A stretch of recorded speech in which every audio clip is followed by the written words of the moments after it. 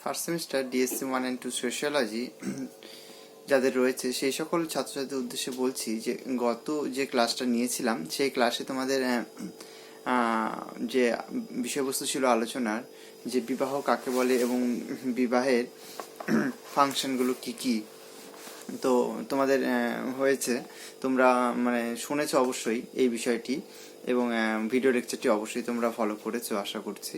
তো আজকে আমরা আত্মীয়তা প্রথা কাকে বলে এবং আত্মীয়তা প্রথার গুরুত্ব আলোচনা করব। আত্মীয়তা প্রথা কি?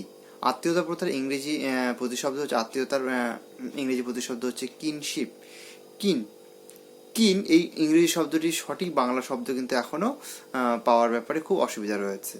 এই কারণে কিং অর্থে আত্মীয়, কুটুম্ব, জ্ঞাতি বা গোষ্ঠী প্রভৃতি শব্দ ব্যবহৃত হতে দেখা যায়। কিং শব্দের অর্থ আমরা বলে থাকি, তবে জ্ঞাতি বলতে মূলত পূর্বপুরুষের বংশকেই আমরা বুঝে থাকি, অর্থাৎ জ্ঞাতি শব্দটি নির্দিষ্ট বা সীমাবদ্ধ অর্থে ব্যবহৃত হয়ে থাকে। প্রকৃতপক্ষে রক্ত সম্পর্কীয় আত্মীয় বোঝাতেই ইংরেজি কিং শব্দটি ব্যবহৃত হয়, অর্থাৎ রক্তের সম্পর্কিত বিভিন্ন যে আত্মীয়তা সম্পর্ক রয়েছে সেটাকে আমরা কিং হিসেবে আমরা ইংরেজিতে পেয়ে থাকি, ইংরেজি শব্দটি কিং হিসেবে ব্যবহৃত। নৃতাত্ত্বিক বিচারে পরিবারের স্বামী স্ত্রী পৃথক পৃথক পরিবার থেকে আসা ব্যক্তি, তারা আগে থেকে সম্পর্কিত জ্ঞাতি নয়, অর্থাৎ একজন স্বামী একজন স্ত্রী কিন্তু তারা রক্তের সম্পর্কিত নয়, তারা হচ্ছে কিন্তু বৈবাহিক সূত্রে আবদ্ধ, সেটাই বলছে। বৈবাহিক সূত্রে আবদ্ধ ব্যক্তিবর্গের পরিপ্রেক্ষিতে আত্মীয়তার সম্পর্ক সৃষ্টি হয়। এক, সৃষ্টি হয় রক্তের সম্পর্কিত, দুই হচ্ছে বৈবাহিক সম্পর্কের মধ্যে সৃষ্টি হয়। অর্থাৎ আত্মীয়তার সম্পর্ক কথাটি অধিকতর ব্যাপকভাবে অর্থবহ। রক্তের সম্পর্ক বা বৈবাহিক সূত্রে আত্মীয়তার বন্ধনের সৃষ্টি হয়। রক্ত বা বংশসূত্রে আবদ্ধ ব্যক্তিবর্গ হল রক্ত সম্পর্কিত জ্ঞাতি বা গোত্রভুক্ত ব্যক্তিবর্গ, কিন্তু বৈবাহিক সূত্রে যারা সম্পর্কযুক্ত তারা কিন্তু গোত্রভুক্ত নয়, অর্থাৎ বংশগত যারা রক্ত সম্পর্কিত তারা হচ্ছে গোত্রভুক্ত, যারা কিন্তু বৈবাহিক সূত্রে আবদ্ধ তারা কিন্তু গোত্রভুক্ত নয়, তবে তাদের বৈবাহিক জ্ঞাতি বলা যেতে পারে। সুতরাং কিনশিপ অর্থে আত্মীয়তার সম্পর্ক কথাটি অধিকতর গ্রহণযোগ্য প্রতিপন্ন হয়। সামাজিক সংগঠনের মূলে আত্মীয়তার সংগঠন বর্তমান। বিবিধ সূত্রে আত্মীয়তার সম্পর্ক সৃষ্টি হয়। এ প্রসঙ্গে পূর্বপুরুষ সঙ্গে জৈবিক সম্পর্ক, বৈবাহিক সম্পর্ক, দত্তক গ্রহণ সূত্রে সৃষ্ট সম্পর্ক, কাল্পনিক সম্পর্ক ইত্যাদি ইত্যাদি। আবার আধুনিককালে কৃত্রিমতাপূর্ণ আনুষ্ঠানিকতা আত্মীয়তার সম্পর্কের ভিত্তি হিসেবে প্রতিপন্ন হয়, বরং বর্তমানে এই আনুষ্ঠানিক সম্পর্কের অধিকতর আধিক্যই পরিলক্ষিত হয়, এবং এই আনুষ্ঠানিক সম্পর্কের কাছে অনেক ক্ষেত্রে রক্তের সম্পর্ক বা বৈবাহিক সম্পর্ককে আরও গভীরভাবে জানা যায়। এক্ষেত্রে সমাজতত্ত্ববিদ শ্যামাচরণ দুবে এসসি দুবে তার ইন্ডিয়ান সোসাইটি শীর্ষক গ্রন্থে আত্মীয়তা সম্পর্কে বিষয়ে আলোচনা করেছেন। তার অভিমত অনুযায়ী রক্তের সম্পর্ক বা বৈবাহিক সূত্রে সমাজস্থ ব্যক্তিবর্গের মধ্যে সম্পর্কের সৃষ্টি হয়, একেই বলে আত্মীয়তা সম্পর্ক। রক্তের সম্পর্কবাচক আরও একটি পদ হলো জ্ঞাতিত্ব। নৃতাত্ত্বিক ও সমাজতাত্ত্বিক পরিভাষা অনুযায়ী বিবাহ সূত্রের সৃষ্ট সম্পর্ক হলো স্বগোত্রজ। আত্মীয়তা সম্পর্কের গুরুত্ব কি আমরা সেটা পড়ব। ভারতীয় সমাজ ব্যবস্থায় গুরুত্বের বিচারে পরিবারের পরেই আসে আত্মীয়তার সম্পর্ক, অর্থাৎ পরিবারের আগে আমরা বলেছিলাম যে বিবাহ কাকে বলে। বিবাহের মাধ্যমে আমরা বলেছিলাম যে দুটো পরিবারের মিলন ঘটে, অর্থাৎ বিবাহের সূত্রে বলা হয় যে বিবাহের মাধ্যমে একটি নতুন পরিবার গঠিত হয়। আবার অনেকে মনে করছেন না, পরিবারের একটি ফল হিসেবে বিবাহকে মনে করা হয়।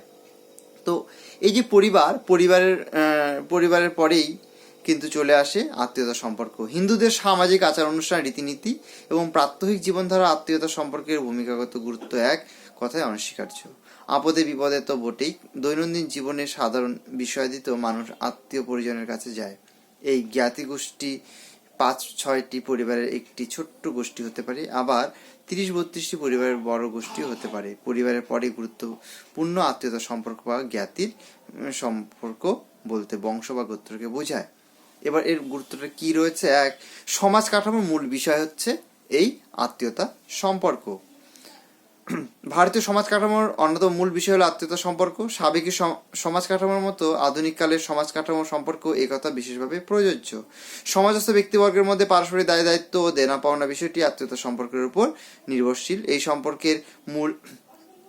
সম্পর্কই হলো মূল ভিত্তি যার উপর নির্ভর করে সামাজিক মিথস্ক্রিয়া সম্পাদিত হয়। রবিন ফক্স তার কিনশিপ অফ ম্যারেজ শীর্ষক গ্রন্থে আত্মীয়তার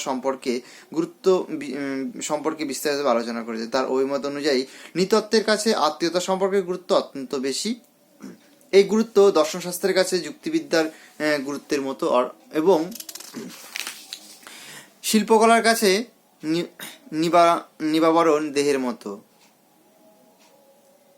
নিরাবরণ দেহের মতো। সমাজবিজ্ঞানী রবিন ফক্স তিনি মন্তব্য করেছেন যে আত্মীয়তা প্রথা হচ্ছে মানুষের খুব গুরুত্বপূর্ণ একটি প্রথা। 2 নম্বর, জ্ঞাতি সম্পর্ক ও সম্পত্তির উত্তরাধিকার। প্রাচীনকালে মানব সমাজের কাঠামো আলোচনা বা পর্যালোচনা করলে দেখা যায় যে আত্মীয়তা সম্পর্ক একটি পদ্ধতি হিসেবে পরিগণিত হয়। আমেরিকান ইন্ডিয়ান সমাজের সমাজের সংগঠন ব্যাখ্যার ক্ষেত্রে মর্গ্যান আত্মীয়তা সম্পর্ক বিচার বিশ্লেষণ করেছেন। সেখানে সমকালীন পারিবারিক কাঠামো পর্যালোচনা এবং ব্যক্তিগত সম্পত্তির মালিকানার স্বরূপ নির্ধারণের ব্যাপারে মর্গ্যান জ্ঞাতি সম্পর্কের বিবিধ পদ বিবেচনা করেছেন। অর্থাৎ জ্ঞাতি সম্পর্ক ও সম্পত্তি অধিকার মানে এই সম্পত্তি অধিকারের ক্ষেত্রে রক্তের সম্পর্কিত যে জ্ঞাতি রয়েছে বা বংশধর রয়েছে তাদের কিন্তু একটা যোগসূত্র রয়েছে এবং তারা কিন্তু সেটা ভাগিদারি হিসেবে পেয়ে থাকে। 3 নম্বর, আর্থ রাজনৈতিক কাজকর্মের গুরুত্ব। আত্মীয়তা প্রথা কিন্তু আর্থ রাজনৈতিক কাজকর্মের গুরুত্বপূর্ণ কাজ করে থাকে। মানব সমাজে আর্থ রাজনৈতিক কাজকর্মের পরিপ্রেক্ষিতেও আত্মীয়তা সম্পর্ক অতিমাত্রা অর্থবহ। এ কথা আদিমকালের সমাজের মতো আধুনিক কালের সমাজ ব্যবস্থার সম্পর্কেও প্রযোজ্য।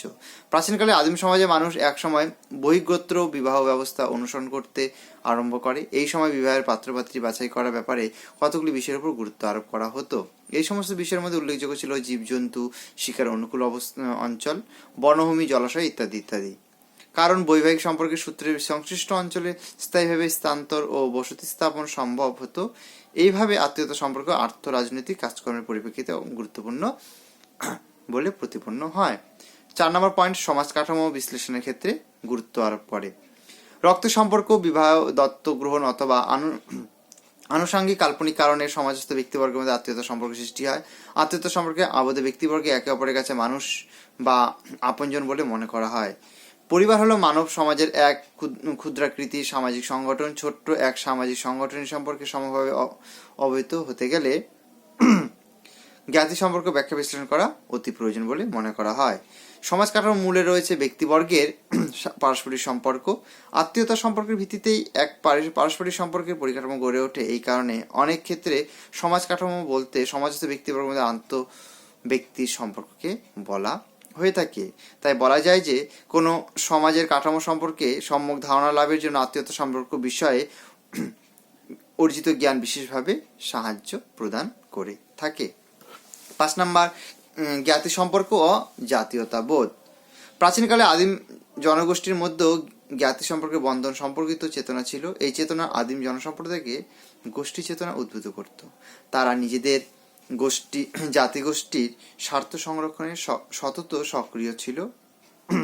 সমাজবিজ্ঞানীদের অনেকের অভিমত অনুযায়ী যে আদিম জনগোষ্ঠীর সেই চেতনা আধুনিককালের জনসমাজের জাতীয়তাবোধের হিসাবে প্রতিপন্ন হয়। নেক্সট যে পয়েন্ট সেটা হচ্ছে জ্ঞাতি সম্পর্ক ও রাজনৈতিক সমর্থন। জ্ঞাতি সম্পর্ক আত্মীয়তা সম্পর্কের সামাজিক ও রাজনৈতিক নেতৃত্বের ক্ষেত্রেও একটি কার্যকর উপাদান হিসেবে প্রতীয়মান হয়। আগেকার দিনের সমাজ ব্যবস্থার মতো সাম্প্রতিককালের সমাজ ব্যবস্থাও এই ধারা অব্যাহত দেখা যায়। আজকের দিনেও রাজনৈতিক নির্বাচনের প্রাক্কালে জাতীয়তা বা আত্মীয়তা সম্পর্ককে নির্বাচনী সমর্থনের কাজে ব্যবহার করা হয়। নির্বাচনী প্রতিদ্বন্দ্বিতা আত্মীয়তার বন্ধন ভোট পাওয়ার ব্যাপারে প্রার্থীদের সাহায্য করে। অর্থাৎ এই রাজনীতির ক্ষেত্রেও আমাদের কিন্তু আত্মীয়তা সম্পর্ক খুব গুরুত্বপূর্ণ ভূমিকা পালন করে থাকে। নেক্সট যে পয়েন্ট সেটা হচ্ছে আর্থসামাজিক রাজনৈতিক গুরুত্ব। সমাজতাত্ত্বিক আলোচনা অনুযায়ী আত্মীয়তা সম্পর্ক বিভিন্নভাবে বিভিন্ন ধরনের সমাজ ব্যবস্থা চাহিদা পূরণ করে থাকে। আধুনিককালে বিভিন্ন বিশ্ববিদ্যালয়গুলিতে সামাজিক নৃতত্ত্বের পঠন পাঠন ও আলোচনা কতগুলি বিশেষ বিষয়ের উপর গুরুত্ব আরোপ করা হয়।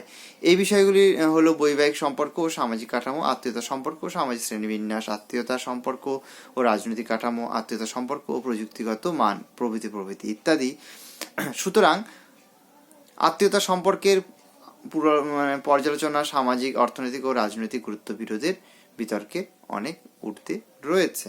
এই যে তোমাদের যে পয়েন্টগুলো বলছি তোমরা অবশ্যই কিন্তু এগুলো মনে রাখবে, এবং যদি তোমাদের আসে যে আত্মীয়তা সম্পর্ক কাকে বলে এবং এর গুরুত্ব, তোমরা কিন্তু অবশ্যই লিখবে। তো আশা করছি তোমাদের ভিডিও লেকচারগুলো ভালো লাগছে এবং নেক্সট ক্লাস তোমরা আবার ফলো করতে পারবে।